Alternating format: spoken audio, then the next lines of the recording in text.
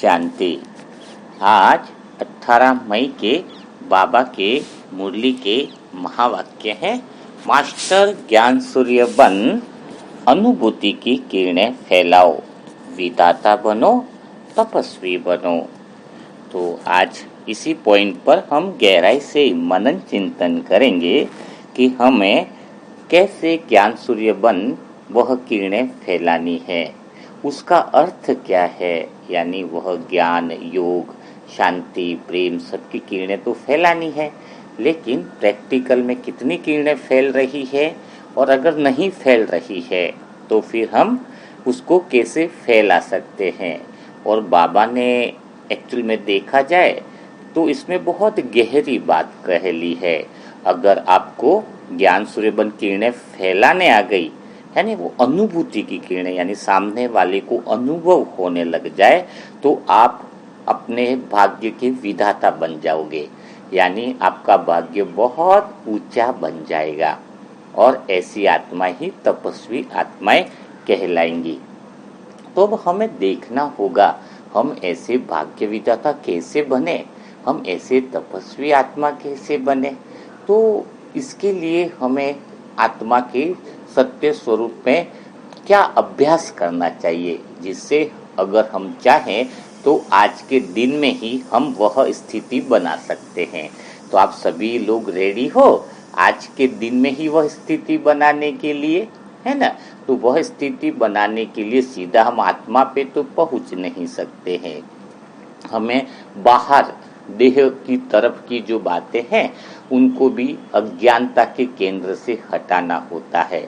अब जब हमें किरणें फैलानी ही है शांति, प्रेम, आनंद की, तो दुनिया में तो बाद में फैलाएंगे, है ना। अगर हम दिन भर में खुद ही दुख की फीलिंग में आते हैं, खुद अशांति की फीलिंग में रहते हैं, तो खुद को ही किरणें नहीं फैला पा रहे हैं, तो बाहर किरणें फिर कहाँ पर जाएंगी। तो पहला जो प्रयोग है वह खुद पर करना है, और दूसरा जो प्रयोग है वह परिवार पर करना है, फिर विश्व पर तो स्वतः ही वह प्रयोग हो जाएगा। तो आज यह टारगेट लीजिए, यह लक्ष्य लीजिए कि मुझे स्वयं में ही पहला प्रयोग करना है।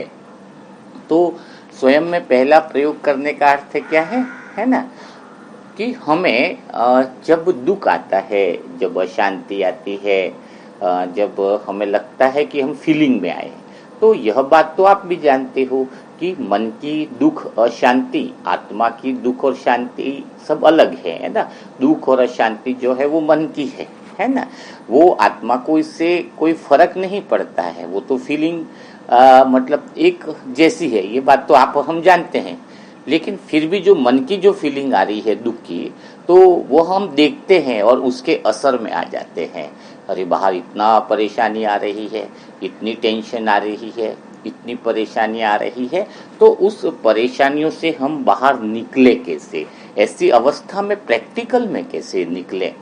तो अगर खुद की अवस्था से हम जीत प्राप्त कर लेते हैं, खुद में जो बाहर की फीलिंग है, जो मन की है, जानते हैं, ज्ञान भी है, ड्रामा के अंदर प्रॉब्लम चल रही है ना।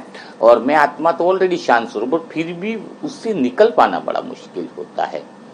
तो जैसे कुछ परिस्थितियां हम घर की ले लेते हैं पहले, तो घर की परिस्थितियां आने पर हमें क्या करना होता है, और क्या पहले उसके लिए हमें समझ होनी चाहिए, है ना। तो वो बातें दुख की आएंगी तो हम कैसे कर सकते हैं। तो अगर घर परिवार की बातें करें तो घर में तो ज़्यादातर जो है वो दुख किस बात के चलते, फैमिली के, है ना। तो ज़्यादातर तो प्रॉब्लम यही है कि बेटा है दुर्व्यसन में, बेटी है फैशन में, और माँ बाप है टेंशन में, है ना। यही हो रहा है ना कि वो बेटा कहीं ना कहीं गलत आदत में फंसा हुआ है ना। बेटा है दुर्व्यसन में, बेटी है फैशन में, और माँ बाप है टेंशन में। क्योंकि समय बड़ा खतरनाक चल रहा है। उस समय आप ज्ञान की किरणें कैसे फैलाओगे, बेटा दुर्व्यसन में है तो। वही प्रैक्टिकल अभी करने जा रहे हैं, क्योंकि मर्यादाएं भूल रहे हैं। क्या हो रहा है, मर्यादा भूल रहे हैं, क्योंकि आजकल के जो बहनें हम देख रहे हैं बहुत गड़बड़ हो रही है। और हमें समाज के लिए खुद की अनुभूति की जो किरणें हैं, बिल्कुल सच्चे दिल से विश्व के प्रति जिम्मेदारी उठानी ही चाहिए। आप जब तक ये समझोगे नहीं बात को, क्योंकि आजकल बेटियां बड़ी हो रही है पर कपड़े छोटे हो रहे हैं, है ना। बहुत गहरी बात है जो हमें समझनी होगी, क्योंकि हम तो गहरी शांति में बैठे योग में हैं, घर में ही ऐसे सब कार्यक्रम हो रहे हैं, तो फिर वो शांति की किरणें फैलेंगी कहाँ, और फैलानी ज़रूरी है ताकि आप इन बातों से निकलने की विधि समझ सको। इसलिए थोड़ी बातें मैं कड़वी और क्लियर बता रहा हूँ। देखिए, शुरुआत तो घर से ही होती है।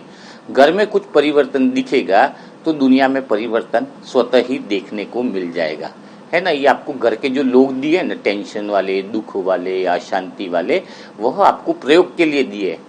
लैब होती है ना प्रैक्टिकल प्रयोग करने के लिए, उनको तुम परिवर्तन कर ले आओगे। ये परिवर्तन कई लोग ऐसे समझते हैं कि ये तो सत्य की आत्मा है नहीं, चेंज नहीं होने। अरे पूरी चेंज नहीं होंगी, भगवान के पूरे नहीं बनेंगे, लेकिन करीबन 40% 50% जो मर्यादाओं की लकीरें हैं वो तो रहना सीख जाएंगे, है ना। वहां तक तो आ ही जाते हैं ना, है ना। तो हो क्या रहा है, अभी बाहर के घर परिवार के जो लौकिक बेटे बच्चे बहुआ हैं, वो चेहरे की सौंदर्यता पे बहुत ज्यादा ध्यान दे रहे। फेयर एंड लवली लगाना, क्रीम लगाना, ये लगाना, और वो सौंदर्यता कितने टाइम तक चलती है ना, बहुत कम चलती है। और जिसके अंदर गुणों की सुंदरता है ना, उम्र के साथ साथ चेहरे पे कितनी भी फेयर एंड लवली लगाओ, कितनी क्रीमें लगाओ, वो कम होता जाएगा। लेकिन जिसके गुण सुंदर है वो आदमी कितना भी बुजुर्ग होता जाएगा, लेकिन लोग उससे प्यार करते जाएंगे। लोगों के अंदर उसके प्रति प्रेम की भावना बहुत ज्यादा बढ़ती जाएगी, है ना। जिसके अंदर क्या सुंदरता है, गुणों की सुंदरता है। देखो, दादियाँ भी जैसे जैसे उम्र बढ़ती गई, लेकिन लोगों का उनके प्रति प्रेम बहुत ज्यादा बढ़ता गया। कारण क्या था, वही ज्ञान की अनुभूति लोगों को कराना, वही गुणों की अनुभूति लोगों को कराना, है ना। इसीलिए मैं अनुभूति की बात पे आपको पहले लाने की कोशिश कर रहा हूँ कि गुणों की सुंदरता कितनी ऊंची होती है, कितनी महान होती है। जो बच्चे में हम गुण नहीं दे पाते, संस्कार, बेटी भी शादी करके जाती है तो सबको स्वीकार कर लेती है ना, कि ससुराल का घर बहुत बढ़िया है, ससुराल की प्रॉपर्टी बहुत, पूछो मत, पति बोले बहुत अच्छा है, लेकिन वो क्या स्वीकार नहीं करती, बस खाली सास ससुर बोले हैं वो सही नहीं है ना। प्रॉपर्टी अच्छी लग रही है, धन अच्छा लग रहा है, पति की सैलरी अच्छी लग रही है, लेकिन बूढ़े माँ बाप, बूढ़े सास ससुर उसको अच्छे नहीं लगते हैं। सब कुछ आपको मैचिंग का चाहिए। लेडी ड्रेस पहनती तो क्या चाहिए उनको, हर चीज मैचिंग की चाहिए। साड़ी ब्लाउज मैचिंग, साड़ी का कलर मैचिंग होना चाहिए, चप्पल तक मैचिंग होने चाहिए, बालों में वो कुछ लगाते हैं, है ना, वो मैचिंग होना चाहिए, है ना, दुपट्टा मैचिंग, हर चीज मैचिंग चाहिए। पर विचार मैच नहीं हो रहे, उसका क्या करोगे बताओ। हाँ, किसी के साथ विचार ही घर में ही नहीं मिल रहे, 4 लोगों से विचार मिल नहीं रहे, मिलाने का तरीका नहीं पता है। यहाँ पर भी बात आपको सिखाना चाहूंगा, हमारे सबके साथ विचार मिलते हैं। विचार मिलते हैं मतलब कैसा है, कोई किसी का स्वभाव अलग है तो हमें कैसा व्यवहार करना है वो हमें समझ मिल गई, ज्ञान मिल गई है। तो अब ऐसी बहू है, ऐसा है कि सब कुछ मैचिंग है, लेकिन घर परिवार से ही विचार मैच नहीं है, रिलेशन में मैच नहीं है। इसका अर्थ क्या हो रहा है कि अंदर अभी भी अपने को समझ नहीं आई है, अंदर से हमें वो क्लियरिफिकेशन नहीं आया है। तो अब हम वो क्लियरिफिकेशन लाए कैसे, ऐसे जो अलग अलग विचार वाले लोग घर में रहते हैं उनको वो अनुभूति कैसे कराएं, है ना। तो उसी पर हम ध्यान देने की कोशिश कर रहे हैं ताकि आपको वो चीज पता चल जाए और आप उसमें सफल हो जाओ। ठीक है, तो करना क्या है, पहले स्वयं पे काम करेंगे तो फैमिली पे स्वतः ही होने लगेगा। तो जैसे ही आपके अंदर दुख की फीलिंग आती है, अशांति की फीलिंग आती है, किसी ने कुछ कह दिया उसकी बातें आपके अंदर चल रही है और आप उसी के प्रभाव में हो, तो आप खुद ही का क्या हो रहा है कि आपकी आत्मा की आवाज तो बिल्कुल बंद हो गई, वो तो ढक गई। जब आप उस फीलिंग में हो उसका अर्थ क्या हुआ कि उस पे तो आत्मा पे तो पर्दा गिर गया, है ना। जैसे कि एक माइक से कोई बोल रहा है, ठीक है, मैं भी माइक से बहुत अच्छा बोल रहा हूँ, लेकिन माइक के ऊपर अगर कपड़ा लगा दे तो क्या मैं बोलूंगा वो आवाज पहुंचेगी दूसरे तक, नहीं पहुंचेगी। तो वैसे ही आत्मा पे धूल मिट्टी देहबान और ये दुख अशांति की जो बातें आप कह रहे हो जो वास्तव में है नहीं, उसका आत्मा से कोई मतलब नहीं है, देह की बातें हैं और देह के संबंध की बातें हैं, वो सारी धूल मिट्टी कण आत्मा पे समझ कि वो बैठ गए हैं। तो आत्मा तो फिर कुछ बोल ही नहीं पा रही है, आत्मा की आवाज तो बाहर जा ही नहीं रही है ना। तो हमें उस समय क्या करना चाहिए, उस समय 2-3 प्रयोग है जो अगर आप आज से करते हो तो आपके जीवन में आप यह अनुभव करोगे क्या अनुभव करोगे कि आत्मा की जो आवाज है, जो अनुभूति की जो आवाज है, वह स्वतः ही बाहर निकलने लगेगी। तो कैसे करना है? जैसे उदाहरण के लिए, जैसे अगर कोई आत्मा सुख स्वरूप है, शांत स्वरूप है, आनंद स्वरूप है, आप उस स्मृति में हो, आप ट्रेन में बैठे हो और एक टनल आई, गुफा आई, जिसका नाम है दुख की गुफा, ठीक है।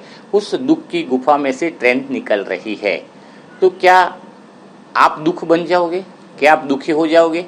टनल में आप गुजर रहे हो, जब तक टनल में गुजर रहे हो तो आपको पता है कि ये दुख की गुफा है, लेकिन आपको स्मृति है कि मैं ट्रेन में बैठा हूं और मेरा सुख स्वरूप है, शांत स्वरूप है, और एक समय आएगा दुख की गुफा से वह ट्रेन निकल जाती है। तो जो दुख की गुफा को ही अपने स्वयं का परिचय मान लेता है, वह तो दुखी होकर के ही रहेगा, अपने सत्य स्वरूप को जो भूल जाता है। और जो आत्मा दुख के अंदर भी अपने सत्य स्वरूप की आवाज, सत्य की पहचान जगा के रखती है, वह आत्मा वास्तव में क्या होगी? ओरिजिनल अनुभूति का केंद्र बन जाती है। तो जब भी आपके पास दुख आ रहा है, यानी दुख की गुफा है एक तरह से, वो मन दुख के अंदर है मन कोई चाहे सुख का हो चाहे दुख का हो, लेकिन उस फीलिंग के प्रभाव में हम तब नहीं आएंगे। और जैसे ही हमें लगे कि हम फीलिंग के प्रभाव में, तब हमें करना यह है कि वो जो दुख की टनल है, अशांति समस्याओं की टनल है, उस समय आपको आत्मा के ओरिजिनल स्वरूप के करीबन 50-100 संकल्प आपको याद होने चाहिए अंदर, यानी आत्मा अपने गीत गाने लग जाए। जैसे उदाहरण के लिए कोई कलेक्टर है, साधारण उसमें है और बैठा हुआ है, गांव में झगड़ा हुआ, जहाँ पे मीटिंग चल रही, बहुत किसी को पता नहीं है कलेक्टर है। अब चारों तरफ माहौल खराब है। जैसे कलेक्टर ने अपना परिचय दिया, अपनी बात बताई, मैं कौन हूँ, यहाँ पे मैं नई पोस्टिंग हुई है, तो धीरे धीरे सभी लोग चुप होने लग गए, ठीक है। तो वैसे ही जब तक वो कलेक्टर बताएगा नहीं लोगों को कि मैं कौन हूँ, मेरा पद क्या है, मैंने यहाँ पोस्टिंग लिए, तो कोई चुप नहीं होगा, है ना। तो वो कपड़े भी साधारण पहन रखे। तो अगर हमें दुख को यह मैसेज देना पड़ेगा, वो फीलिंग जो है, चारों तरफ समस्याओं की जो फीलिंग है, परेशानियों की जो फीलिंग तुम्हें लग रही है, वो खत्म कब होगी? उस समय आप जो अनुभूति करवानी है, बाबा क्या कह रहा है कि अनुभूति की किरणें फैलाओ। तो अनुभूति की किरणें फैलाने का मतलब क्या है कि मैं आत्मा उस समय भी अपने सत्य स्वरूप को लोगों के सामने प्रेजेंट करूं, मतलब अपने पहले मन को यह प्रेजेंट करूं, याद दिलाऊं।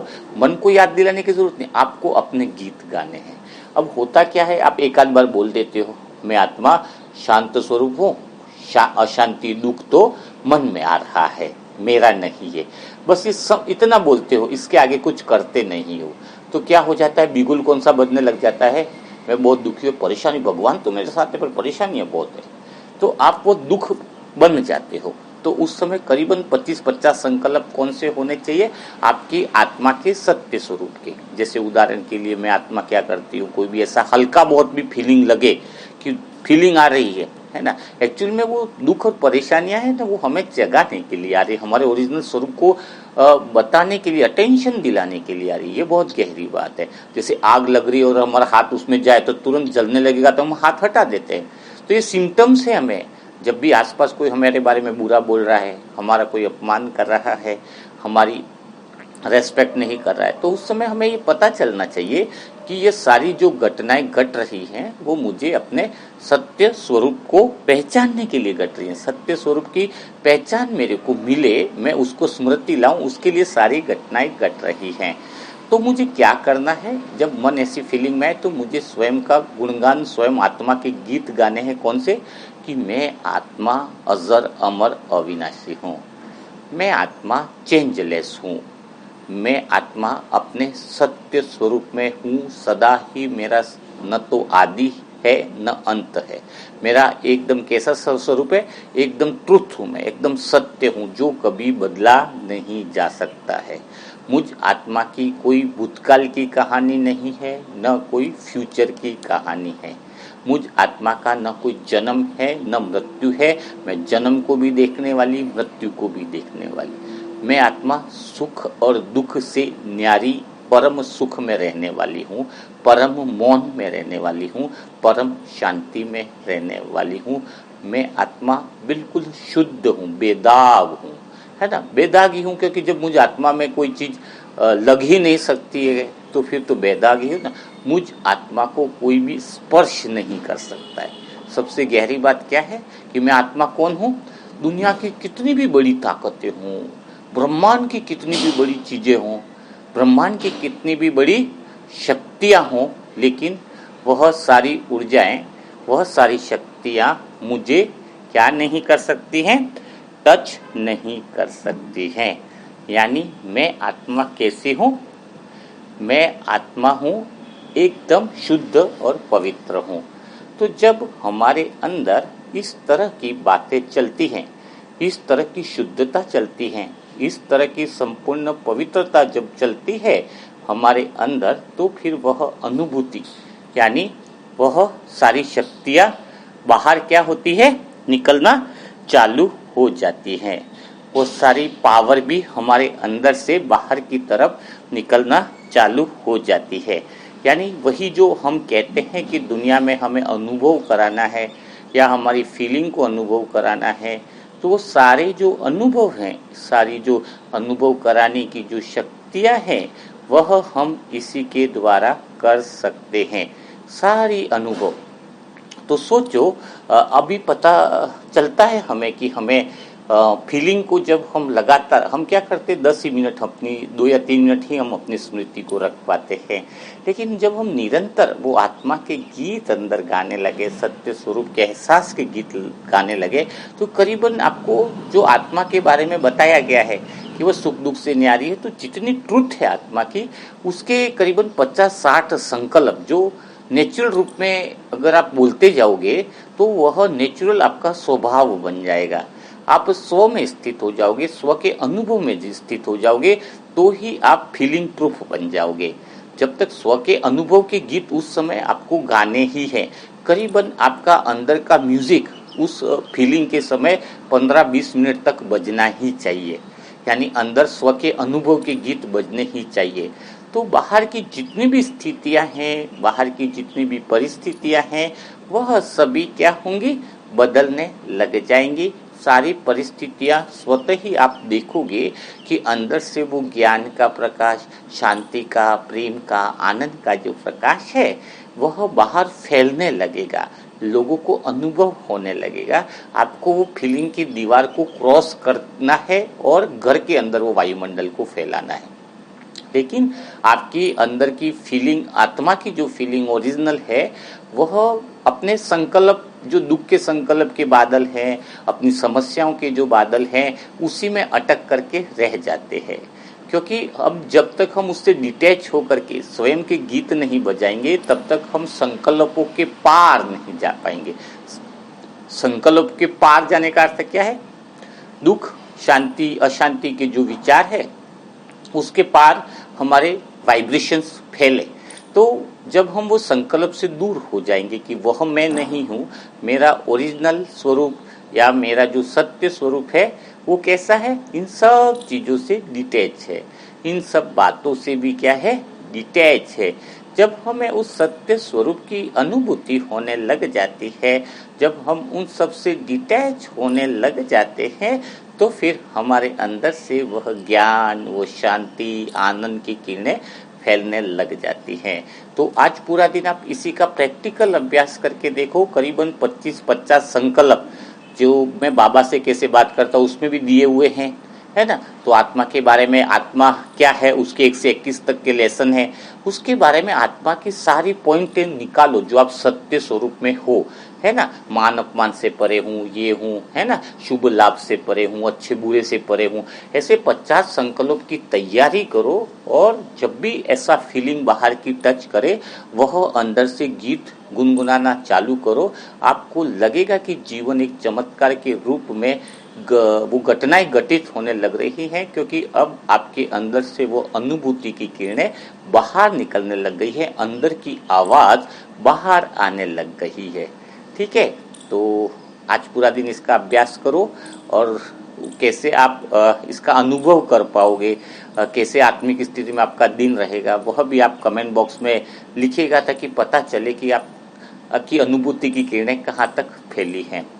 तो कल फिर हम मुलाकात करेंगे ऐसे ही मुरली मंथन के साथ। तब तक के लिए सभी भाई बहनों को ओम शांति, ओम शांति।